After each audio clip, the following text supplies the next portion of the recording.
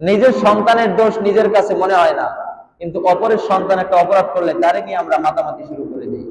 নিজের সন্তানের নামে হাজারটা বিচার আসে, কিন্তু আমি নিজের সমাজের প্রভাবশালী লোক হওয়ার কারণে আমার সন্তান যতই অপরাধ করুক তার কোনো বিচার নেই। কিন্তু অপরের সন্তান সেম অন্যায় অপরের সন্তান করলে বলে আমি নিজে হাতে তাকে বিচার করি, নিজে হাতে তাকে শাসন করি, আমাকে কেউ কিছু বলার মতো নাই। কারণ সমাজে গ্রহণযোগ্য লোক আমি হতে পারি, এই সমাজে গ্রহণযোগ্য লোক আমার আপনার শ্বাস যখন বন্ধ হয়ে যাবে, দুনিয়া থেকে চলে যেতে হবে, সেই সমাজে আর গ্রহণযোগ্যতা চলবে না।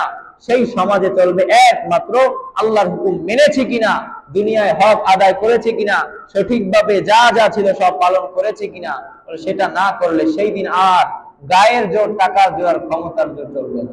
এজন্য যা করার, যা ভাবার সব কিছু দুনিয়াতে বসেই করতে হবে, দুনিয়াতে বসেই ভাবতে হবে, পরবর্তীতে আর ভাবার সুযোগ দিবে না।